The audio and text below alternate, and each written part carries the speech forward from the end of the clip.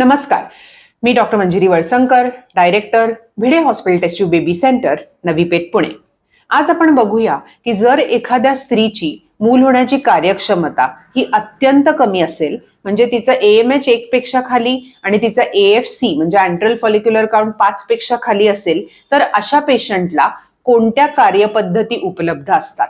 सर्वप्रथम पहिलं IVF करायचं. त्यामध्ये जर तुम्हाला M2 म्हणजे उत्तम दर्जाची पोलर बॉडी असलेली जर स्त्री बीज किंवा अंडी मिळाली तर आपल्याला त्यातनं बाळ बनवता येतं.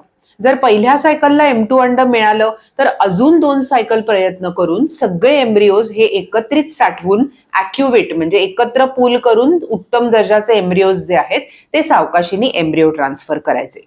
दुसरी पद्धत ज्याला ड्युएल स्टिम्युलेशन म्हणायचं, म्हणजे पहिले 15 दिवस पहिला IVFचं ओवम पिकअप सर्जरी झाल्या 3 दिवसाची विश्रांती घेऊन पुढचं IVF लगेच सुरू करायचं.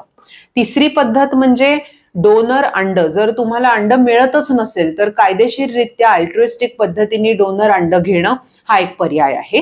आधुनिक तंत्रज्ञानामध्ये काही stem cell therapy, ovarian PRP, ACRS असे देखील काही एक्सपेरिमेंटल पण आधुनिक पद्धती आहेत ज्याच्यामध्ये काही पेशंटमध्ये अंडी वाढवण्याची शक्यता ही दिसली आहे. त्यामुळे जर तुम्हाला अतिशय कमी ओव्हेरियन रिझर्व असेल तर तुमच्यासाठी ह्या 4 पद्धती ह्या लागू पडतील.